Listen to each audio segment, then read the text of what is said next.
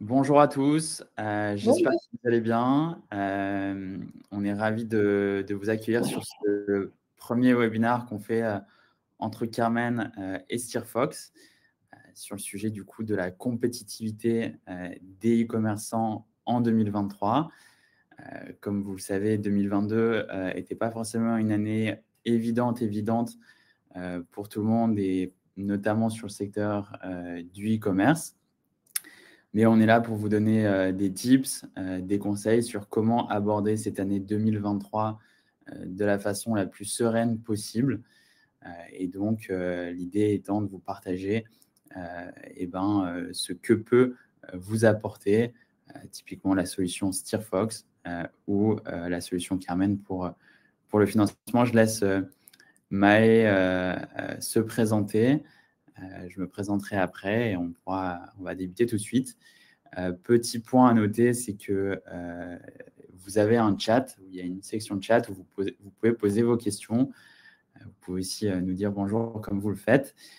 Et on va se réserver un bon moment à la fin de ce webinaire, d'ici, je pense, une petite trentaine de minutes pour répondre à toutes vos questions. Donc, n'hésitez pas. Bonjour à tous, bonjour, je vois les premiers arriver. Bonjour Nicolas, bonjour Valérie, bonjour Hugo. Merci d'être là. Donc, je suis Maë, responsable marketing chez Steerfox. Voilà, comme vous l'a dit Baptiste, l'objectif de ces 45 prochaines minutes, c'est vraiment de réunir deux mondes, celui de la finance et celui de l'acquisition, et de vous donner les clés pour renforcer votre compétitivité grâce à des solutions concrètes qui ont fait preuve sur des centaines de e-commerçants. Super, et on va démarrer tout de suite. Donc, pour ma part, je suis, comme c'est noté, le cofondateur de Carmen, l'un des 3 cofondateurs de Carmen, qui est donc une solution de financement non dilutive, donc sous forme de dette. Et principalement, on adresse la verticale des e-commerçants, donc comme vous, les personnes qui ont des marques, qui ont des produits à vendre, qui en vendent principalement en B2C via des canaux en ligne, mais éventuellement aussi en B2B, en wholesale. Donc, Carmen, c'est du financement en dette sur une durée de 1 à 12 mois. C'est des montants qui peuvent aller jusqu'à 5 millions d'euros. Donc, bien évidemment, c'est tout de même en proportion de votre chiffre d'affaires. L'ordre de grandeur à avoir en tête, c'est qu'on peut financer entre 20 et 30% de votre chiffre d'affaires des 12 derniers mois. Et c'est un financement qui est rapide. On peut financer en 48 heures, puisqu'on fait une analyse qui est liée à des données financières et des données bancaires qu'on récupère directement par le biais de connexion Open Banking, par le biais de connexion avec votre Shopify, votre CMS, votre prestataire de services de paiement. Donc, c'est vraiment très rapide, contrairement à une banque où on peut attendre 3 semaines pour avoir la réponse de son conseiller bancaire. Il n'y a aucune garantie qui est liée à ce financement, étant donné que nous ne sommes pas un établissement de crédit, donc nous ne prenons aucune garantie.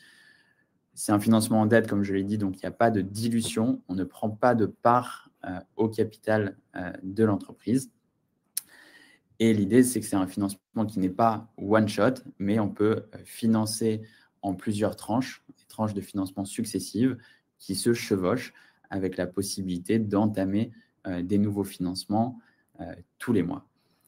J'en parlerai peut-être plus rapidement tout à l'heure, mais le remboursement se fait de manière linéaire mois par mois ou se fait aussi en proportion de votre chiffre d'affaires où toutes les semaines, on prélève par exemple 10%, 12% du chiffre d'affaires qui a été réalisé la semaine d'après. Ça permet de rembourser plus dans la saison forte où vous faites beaucoup de croissance et de rembourser moins quand il y a une basse saison. Carmen, on a accompagné plus d'une centaine d'entreprises. Parmi ça, il y a plus d'une cinquantaine sur la verticale e-commerce. Donc, vous pouvez voir certains logos, notamment les raffineurs que je pense bon nombre d'entre vous doivent connaître, mais aussi des marques comme Almé dans la fashion ou encore Mindology et MyLuby dans la partie plutôt cosmétique. Mais on fait vraiment beaucoup de verticales. Et comme je disais, des marques qui vendent à la fois en B2C et en B2B. On les accompagne, ces marques, sur différents besoins. Le premier besoin, c'est un besoin d'augmenter son budget marketing, d'augmenter son budget de publicité en ligne. Notre financement peut aussi servir à financer plus de stock pour fournir son site e-commerce ou fournir ses clients B2B. On peut aussi servir à recruter des personnes en marketing ou en développement commercial. Si vous avez besoin de commerciaux pour votre partie B2B, c'est quelque chose qu'on finance. Et on finance aussi tous les besoins en fonds de roulement pour, par exemple, couvrir les délais de paiement liés à vos clients professionnels qui souvent payent à 30 jours ou à 60 jours après réception de la marchandise. Mais aussi, ça peut être couvrir vos délais de paiement fournisseurs. Si parfois vos conditions de paiement avec vos fournisseurs ne sont pas forcément favorables parce que c'est un fournisseur en Asie et qu'en plus de ça, il y a un délai de transport, ça peut vite creuser votre trésorerie. Et donc, c'est des choses qu'on finance. Et comme je disais, le financement peut monter jusqu'à 5 millions avec donc quand même un ordre de grandeur à connaître qui est entre 20 et 30% pour rester réaliste de votre chiffre d'affaires des 12 derniers mois.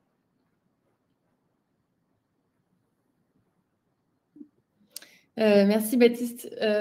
Pour vous présenter Steerfox en une phrase et voilà, pour que vous sachiez pourquoi on est légitime de parler de ce sujet surtout.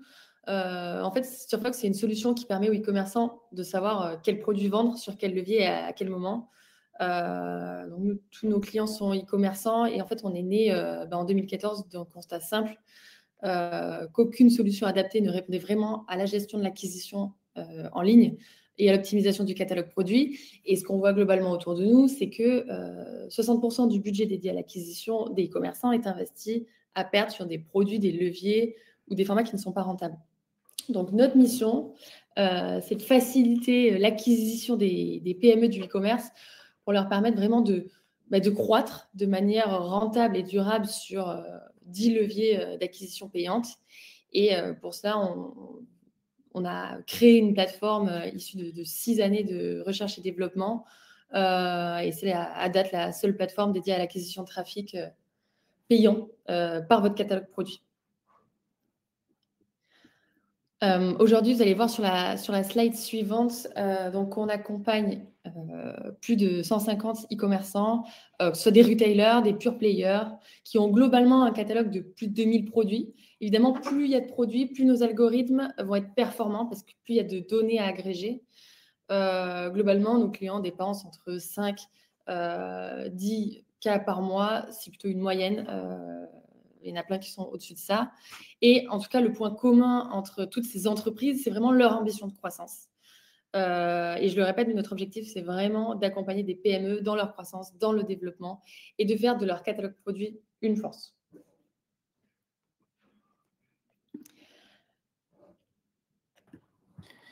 Par rapport aux complémentarités qu'on a avec Mae et donc avec la solution Steerfox, vous l'avez compris, Steerfox, ça permet du coup de faire croître son budget marketing tout en faisant scaler aussi ses performances. Parce que vous le savez sûrement en tant qu'e-commerçant, plus on a de budget marketing, plus aussi la performance a tendance à se détériorer, ou en tout cas, c'est difficile de toujours avoir des bonnes performances.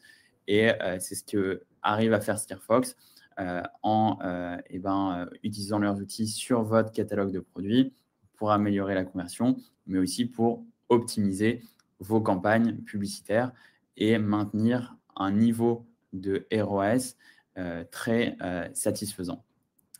Et nous, Carmen, justement, c'est très complémentaire parce qu'on permet d'alimenter la machine. On est un peu l'essence dans le moteur.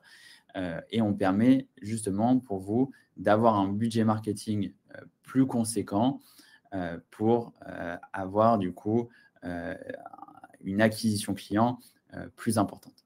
Donc, c'est assez simple. Avec Carmen, vous augmentez votre budget, vous augmentez donc votre visibilité et Steerfox vous permet de maintenir les meilleures conversions sur votre catalogue produit, sur aussi vos publicités payantes. Notre financement, comme je le disais, sert aussi à acheter plus de stock. Et qui dit plus de stock dit que vous allez avoir moins de ruptures produits sur votre site. Et par définition, si votre offre s'agrandit et n'est pas en rupture de stock en permanence, eh ben, vous allez avoir une conversion qui sera meilleure. Donc, c'est vraiment deux faces d'une même pièce qui se complètent parfaitement. Oui, tout à fait. Et pour donc vraiment rentrer dans le cœur du sujet et pour illustrer de manière concrète les solutions qu'on va vous proposer dans ce webinaire, nous avons pris l'exemple fictif d'un e-commerçant, nous avons appelé maisoncozy.com et qui serait le grand spécialiste en ligne de la vente de meubles. Donc un pure player qui réalise plus d'1 million de CA dans un secteur plutôt concurrentiel avec un large catalogue produit. C'est un acteur qui est vierge d'impayés et son acquisition repose pour le moment sur 2 canaux, à savoir Google et Meta Ads. Donc Maison Cozy en 2022. Ouais, non, juste après, voilà, pour voir vraiment pour faire un retour en arrière sur 2022 et voir le contexte qu'a connu Maison Cozy en fait et l'ensemble des acteurs de son secteur. Donc on a vraiment connu un bouleversement du contexte macro avec quand même une grande hétérogénéité entre d'une part des sites qui ont explosé et d'autre part des sites qui se sont effondrés. Mais globalement, il y en a une grande majorité qui se situe à peu près entre les deux et pour lesquels les problèmes ont été communs, c'est-à-dire d'une part des problèmes d'approvisionnement avec pas mal de fournisseurs qui n'arrivaient pas à fournir le stock auprès des distributeurs, une chute de trafic et des ventes qui a concerné une grande majorité des e-commerçants et même les plus grands, hein, même Cdiscount ou Darty au premier semestre 2022, je me souviens, ils avaient perdu près de 25% de leur trafic par rapport à l'année précédente. Évidemment, des coûts d'acquisition qui ont presque doublé depuis l'avant-crise, depuis 2019. Ouais. Côté macroéconomique, toujours, comme l'a évoqué Maë, l'année 2022 a été marquée aussi par une inflation assez importante et donc une baisse du pouvoir d'achat des foyers, des ménages sur des produits du coup qui ne sont pas forcément de première nécessité. On a eu aussi côté financement des entreprises, des financements bancaires qui ont un petit peu explosé en termes de taux. C'est suite à la hausse des taux, comme vous avez pu suivre, des banques centrales. Donc ça fait que les commerçants ont eu beaucoup moins de levier d'un point de vue trésorerie pour faire leurs objectifs 2022 et aussi, non pas sur le financement en dette, mais sur le financement en equity avec des investisseurs privés, des fonds d'investissement. On a vu que sur la fin d'année, en tout cas 2022, les levées de fonds ont été beaucoup plus compliquées, beaucoup plus rares. C'est valable sur un bon nombre de secteurs, mais pas mal sur le secteur e-commerce. L'année 2023, il y a forcément toujours un petit peu d'incertitude dans la continuité de la fin d'année 2022. Il y a quand même des bonnes raisons aussi de rester confiant et d'espérer, on les évoquera. Mais donc, forcément, il y a eu l'inflation avec la hausse des coûts des matières premières, la hausse des coûts de revient du coût des produits, aussi un peu la hausse des coûts liés au transport. Comme l'a dit Maë aussi, des coûts d'acquisition marketing en ligne qui ont continué d'augmenter en 2022 avec notamment Facebook et Instagram. Mais il y a quand même des signes d'espoir, notamment du côté de la supply chain où post-Covid, notamment en Asie, on entrevoit potentiellement la possibilité d'une réduction des délais de production dans le courant de l'année 2023, ce qui est encourageant puisque plus le délai de production est important, si vous devez verser un acompte à votre fabricant, ça veut dire que ça pèse beaucoup sur la trésorerie. Donc, c'est potentiellement un espoir. Et aussi, l'espoir, c'est qu'il n'y a entre guillemets que 22% des acheteurs en ligne qui prévoient de dépenser moins en 2023 qu'en 2022. Quasiment les 2/3 estiment qu'ils dépenseront autant en 2023 qu'en 2022 et 17% disent qu'ils vont dépenser plus en ligne. Donc, ça suit la tendance de la pénétration du e-commerce par rapport au marché du retail, qui est quand même en constante évolution, qui a fait un boom avec le Covid, mais qui reste dans une croissance stable et un peu plus mesurée post-Covid. Oui, complètement. Et face à ce contexte dont tu as parlé, qui était bouleversant en 2022, et surtout face à l'espoir que tu as évoqué pour 2023, globalement, on a 4 enjeux différents pour les e-commerçants. Donc, le premier, c'est de continuer à croître et même, je dirais, d'arriver à dépasser le plafond de verre que certains peuvent connaître en termes de performance en ligne. La deuxième, c'est détecter de nouvelles opportunités justement pour arriver à déplafonner ce CA. Donc, détecter des opportunités de croissance qui sont adaptées évidemment à votre business. Troisièmement, il faut prendre en compte tout ce qui est enjeu de saisonnalité. Si votre activité est concernée, donc c'est le cas de maisoncosi.com, donc on l'a évoqué, notamment pour les meubles d'extérieur par exemple.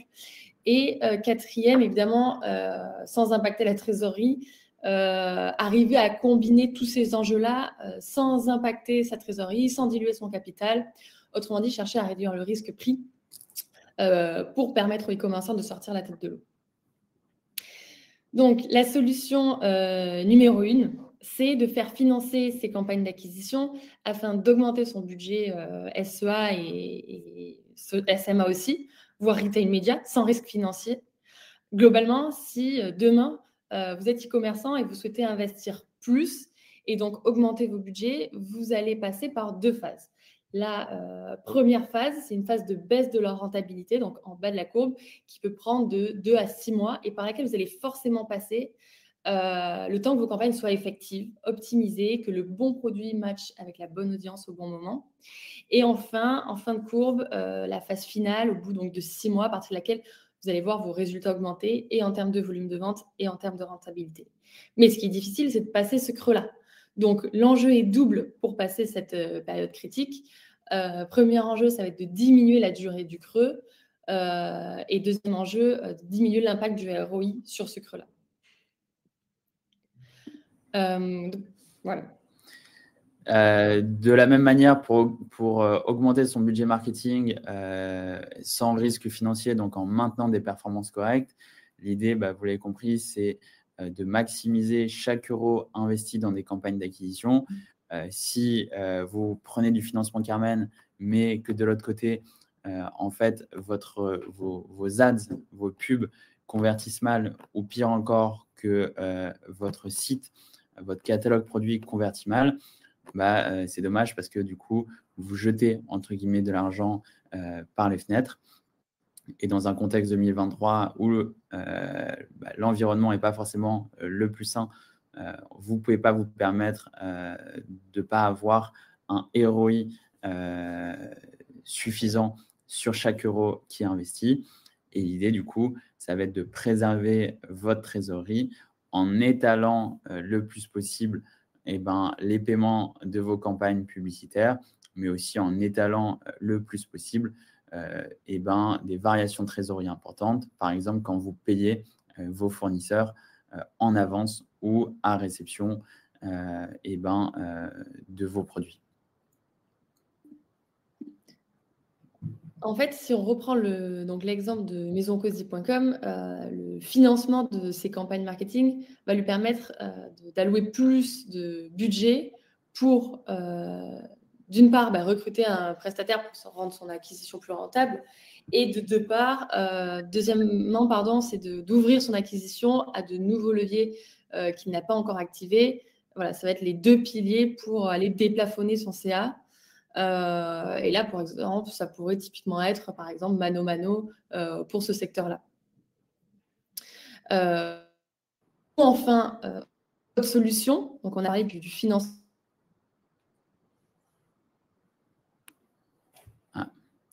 On t'entend moins bien, Maë. Est-ce que tout le monde nous entend? Là, ça va, mais on ne te voit pas encore. Ouais. Tout le monde nous entend et nous voit? J'ai l'impression qu'il y a eu un petit problème. Tu as eu un petit problème, mais là, c'est bon. Donc, je Ok, crois pas. parfait. Ok, les aléas du direct, je reprends où j'en étais. Donc, je vous ai parlé de la première solution qui était le financement des campagnes marketing et pourquoi ça allait être hyper intéressant pour vous pour déplafonner votre chiffre d'affaires en ligne. Et la deuxième solution qui s'offre à Maison Cosy, c'est le financement de ses stocks. En fait, ça va lui permettre de développer son catalogue produit sans impacter sa trésorerie. C'est vraiment le deuxième axe de développement qui peut être choisi pour faire croître ses ventes en ligne et pour vraiment remettre le catalogue produit au cœur de son activité et en faire une force. Vraiment exploiter tout le potentiel de vos produits. Comment ça se passe concrètement? Comment développer son catalogue produit? En fait, la stratégie va être basée sur deux phases. La première phase, c'est le réapprovisionnement de stock sur les produits que vous sourcez déjà, mais qui génèrent des ventes manquées et donc du chiffre d'affaires en moins. Pour les détecter, on va venir confronter d'une part l'offre de produits à sa demande réelle pour ne plus manquer une seule vente et pour en déduire un taux de disponibilité que vous avez ici sur le graphique à gauche. Donc, en abscisse, vous avez les revenus. En ordonnée, vous avez ce taux de disponibilité, c'est-à-dire le nombre de fois où le produit est disponible sur 100 demandes. Vous avez également sur ce graphique des bulles. Plus la bulle est grande, plus elle génère du chiffre d'affaires. Plus elle est verte, plus elle génère de la rentabilité. Et ça vous permet vraiment en 5 secondes, en un coup d'œil, de voir les produits prioritaires à réapprovisionner. Et c'est une solution qui est devenue aujourd'hui indispensable pour les équipes market, pour les équipes achats, pour plusieurs équipes au sein d'une même entreprise. Et la phase numéro 2, qui est sur la droite de l'écran, c'est de sourcer de nouveaux produits que vous n'avez pas encore en stock, car ce sont vraiment les pépites du secteur, c'est-à-dire les produits les plus demandés pour une période donnée. Et là, vraiment, on va prendre votre secteur, c'est-à-dire vos concurrents, entre autres, comment se comporte le marché, les marketplaces, etc. On va agréger un ensemble de données et on va détecter les produits les plus demandés que vous n'avez pas en stock et qui seraient intéressants pour vous de sourcer pour agrandir vos parts de marché et générer plus de CA. Par rapport au fonctionnement de Carmen pour obtenir un financement pour ses stocks, pour ses campagnes de publicité ou même du recrutement ou tout simplement le BFR, il vous suffit déjà de nous contacter, de prendre contact avec nous. Puis sur notre plateforme, vous avez la possibilité de connecter vos différents outils de pilotage, donc à commencer par vos comptes bancaires. Vous pouvez connecter vos comptes bancaires sur la plateforme en lecture seule, bien sûr, nous transmettre les 12 derniers relevés bancaires, les 2 bilans, nous dire ce que vous avez en tête. Et à partir de là, nous, on vous fait une réponse entre 3 et 6 jours où vous allez pouvoir consulter votre score et voir l'offre qu'on vous propose si vous êtes bien évidemment éligible. Et dès qu'on vous présente l'offre, il suffit ensuite de signer un contrat de manière électronique et la réception des fonds se fait sur votre compte bancaire en 48 heures. Donc, vous pouvez utiliser le financement comme bon vous semble sur différentes typologies d'investissements qu'on a cités, stock, ads, recrutement, etc. On vous a fait, Ma et moi, une petite roadmap pour du coup comprendre les actions qui pouvaient aboutir entre nos 2 solutions. C'est quelque chose qui s'étale sur 3 à 4 semaines, notamment sur la solution SteerFox. Pour Carmen, ça peut être sur ce délai-là, mais ça peut être aussi sur un délai beaucoup plus court. Comme je disais, on commence par analyser en fait, faire une analyse financière des 12 à 24 derniers mois, avec vos 12 derniers relevés bancaires, vos 2 derniers bilans aussi, si vous en avez 2. Si vous en avez un, ça fonctionne aussi. On vous envoie l'offre, puis ensuite, vous réceptionnez les fonds. Et je laisse Maë vous redire comment fonctionne SteerFox si vous voulez vous onboarder. Oui, avec plaisir. En fait, l'idée de cette slide, c'était qu'on vous projette. Alors, projette, c'est un bien grand mot, mais c'était vraiment se dire, voilà, c'est pas si difficile que ça. On rencontre en ce moment, et surtout depuis quelques mois, pas mal de e-commerçants qui sont assez frileux au changement. et qui préfèrent même un peu rester dans leur situation plutôt que de prendre des risques pour essayer d'évoluer. Et ce qui peut se comprendre, mais au final, la prise de risque, elle peut être quand même payante. Et en fait, nous, ce qu'on vous propose, c'est de réduire cette prise de risque-là pour vous permettre de croître, justement. Donc, l'objectif de cette roadmap, entre guillemets, c'est de se dire, bah voilà, de la première semaine à partir de laquelle vous êtes onboardé et vous avez contact avec nos deux équipes, nous, on va vous suivre sur chacune des semaines et vous allez avoir des résultats très rapidement. Alors là, évidemment, j'ai mis que les 4 premières semaines parce que c'est là où tout se fait, le travail d'onboarding se fait, le plus gros du travail se fait.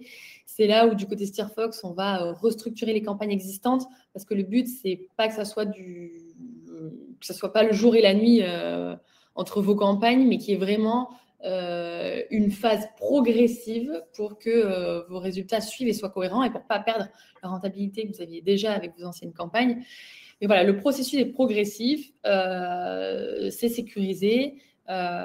Et en 4 semaines, vous avez vos premiers reportings et vous avez même en fait une ouverture à de nouveaux leviers, à de nouveaux formats, à de nouveaux mots-clés pour, sans perdre de temps, essayer d'aller grappiller de nouvelles parts de marché, du chiffre d'affaires complémentaire.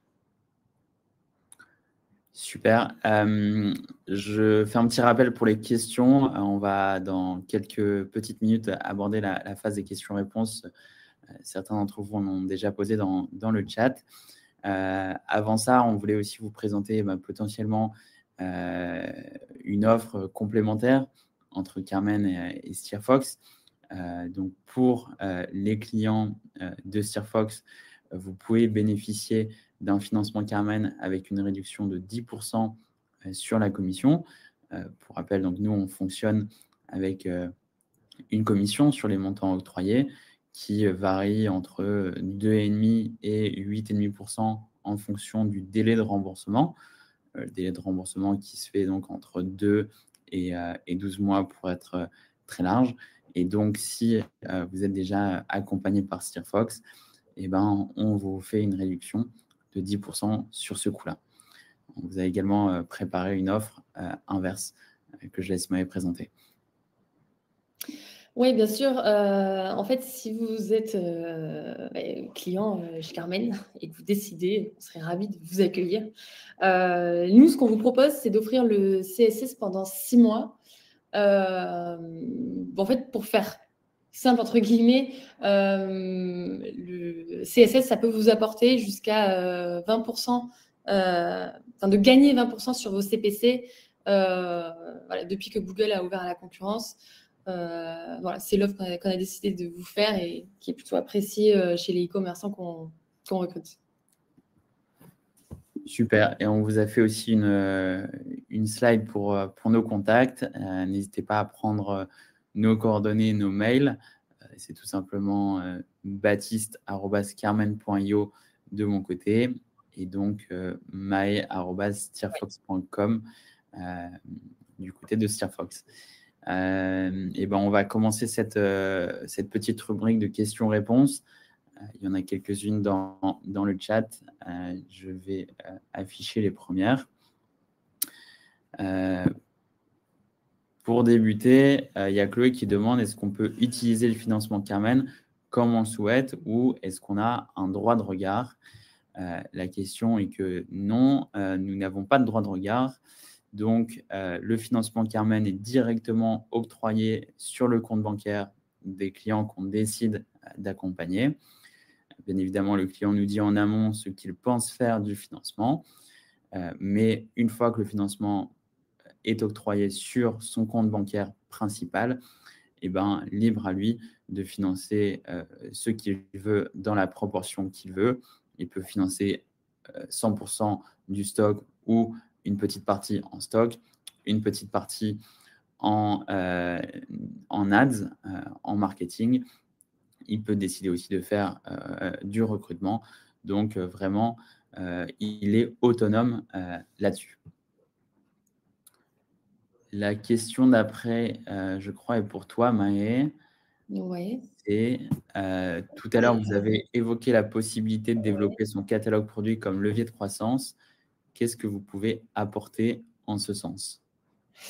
Oui, ok, bonne question. En fait, ça correspond exactement à la slide que j'ai présentée un peu plus tôt. Nous, si vous voulez, si demain vous êtes client e-commerçant chez Stirfox, on va connecter votre flux produit à notre plateforme.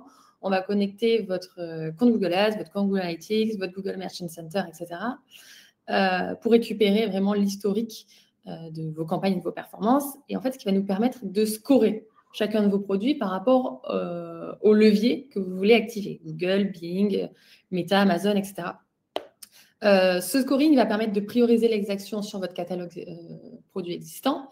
Et si vous voulez aller plus loin et développer votre catalogue produit, là, c'est vraiment la solution Product Suggestion dont j'ai parlé tout à l'heure, c'est-à-dire ouvrir votre catalogue à des produits que vous ne sourcez pas encore par rapport aux pépites qui sont le mieux vendus de votre secteur sur le moment. Et on arrive vraiment à faire un listing scoré des 100 premiers produits, par exemple, qu'il faut absolument sourcer dans votre catalogue si vous voulez générer des ventes en plus. Tout simplement. J'espère que ça répond à votre question. Je pense. Il y a eu une autre question de CL, c'est comment fonctionne le remboursement d'un financement Carmen. C'est vrai que je l'ai évoqué très rapidement. C'est très simple. Il y a deux possibilités. Soit vous remboursez de manière linéaire tous les mois, et ben, si c'est sur 6 mois, 1/6 de l'enveloppe de financement qui vous a été octroyée. Si c'est sur 9 mois, 1/9 du financement, etc. de 2 à 12 mois. La deuxième option, c'est de faire un remboursement proportionnel au chiffre d'affaires réalisé. Dans ce cas-là, on prélève le remboursement toutes les semaines avec, par exemple, 10% ou 12% ou 15% du chiffre d'affaires que vous avez réalisé la semaine dernière. Pour ça, on a besoin d'être connecté éventuellement à votre CMS, Shopify, PrestaShop, etc. ou être connecté à votre prestataire de services de paiement, Stripe, Payplug, PayPal, etc.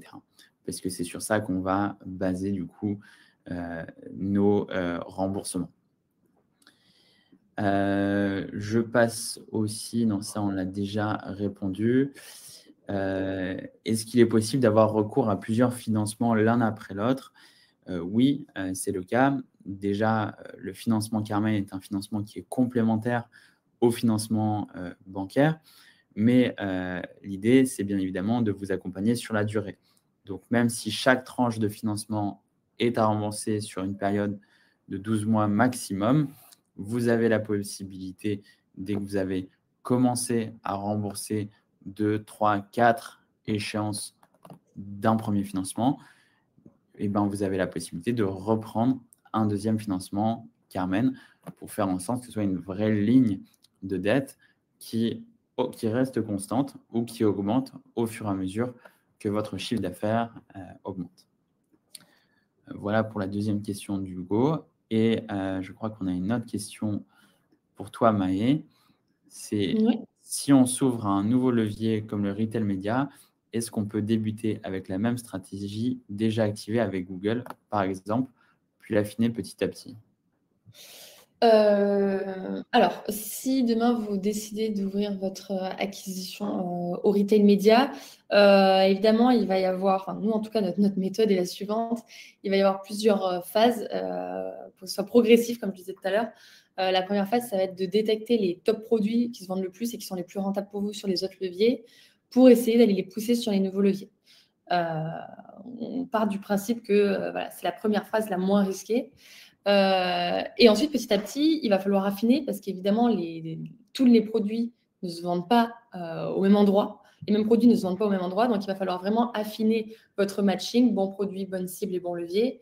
En tout cas, ce qui est certain, c'est que la stratégie, elle va quand même être différente puisque si par exemple, vous faites du Google Ads, le prospect est dirigé vers votre site.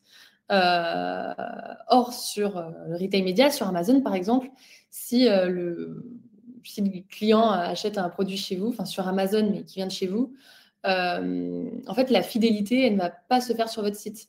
Elle va se faire sur la marketplace. Le client va revenir sur la marketplace. Il ne va pas revenir sur votre site. Donc, vous avez tout intérêt à ce que cette première transaction soit rentable immédiatement, dès la première fois. Contrairement au site où parfois, pour les gros paniers moyens, entre guillemets, on peut miser sur le fait que le client va revenir et donc fixer une rentabilité peut-être un peu moins grande que sur le retail média, par exemple. C'est une des grandes différences. Donc oui, la stratégie reste différente à terme, mais au début, si vous voulez vraiment éviter le risque, vous pouvez commencer par reproduire ce qui fonctionne ailleurs. Ok, super. Il y a une dernière question, mais n'hésitez pas s'il y en a d'autres. Aura-t-on des frais supplémentaires en cas de remboursement anticipé avec Carmen? La réponse courte est non. Il n'y a pas de frais de remboursement anticipé si pour X ou Y raison, vous préférez rembourser en amont de la durée prévue. Il n'y a pas de souci à ce niveau-là. Il n'y a pas non plus de frais de gestion ou de frais de dossier ou d'assurance comme on peut le voir par exemple dans les banques traditionnelles. Donc de ce point de vue-là, c'est entièrement transparent avec donc, comme je disais tout à l'heure, une commission qui varie selon le délai de remboursement entre 2,5% par exemple sur 3 mois et 8,5% sur 12 mois qui est le maximum. Voilà un petit peu. Je crois qu'il n'y a pas d'autres questions. Mais en tout cas, Maë et moi-même restons disponibles par mail pour répondre à toutes vos questions, pour faire des simulations. Et voilà, j'espère que le webinaire vous a plu. Je ne sais pas si tu as un mot à ajouter, Maë. Vous remercier d'avoir été présent. Et comme a dit Baptiste, vous pouvez nous contacter par mail si vous avez la moindre question, vous n'avez pas eu le temps de poser dans le chat, par exemple. Sur LinkedIn, c'est faisable aussi. Vous pouvez me contacter sur LinkedIn, aucun problème. Voilà, on sera là pour vos questions, pour vos craintes s'il y en a, pour tout. Super. Merci beaucoup. Passez une bonne journée et bon courage pour cette année 2023 qui est plein de défis, mais qui est aussi pleine de réjouissances pour quand même le secteur du commerce. Merci à tous. Au revoir.